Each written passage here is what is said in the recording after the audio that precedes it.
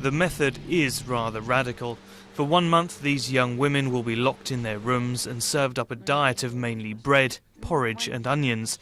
The shock treatment employed by this private rehab centre in Yekaterinburg forces addicts to go cold turkey. The centre, one of its kind in Russia, hosts around 30 people.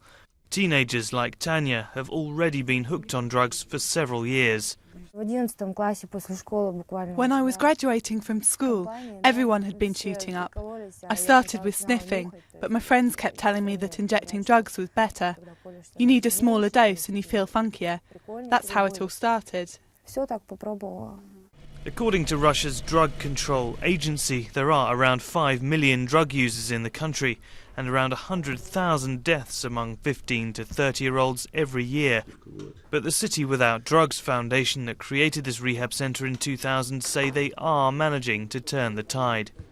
When we were telling the authorities drugs are being sold at every corner and children die, they kept replying it's like that everywhere in the world and it's impossible to fight it. We've shown it is possible.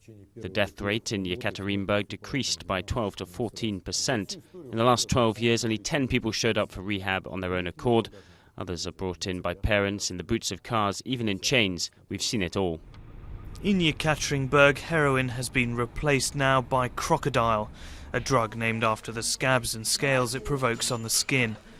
The substance can be made from drugs still sold over the counter in most Russian regions for just a few euros. It can kill the user within a year, but the women here say not enough is being done to stamp it out. I don't understand why the authorities ignore this problem. Maybe they stand to profit from it. There should be more rehab centres like this than regular clinics. Places with strict rules where you have no right to go out or see the family. So if here this is the problem number one, there have to be more rehab centres than hospitals or schools. The association has another centre in Yekaterinburg just for men. And given the extent of drug addiction in the area, it's no surprise that demand for a place in one of these unique lockups is growing.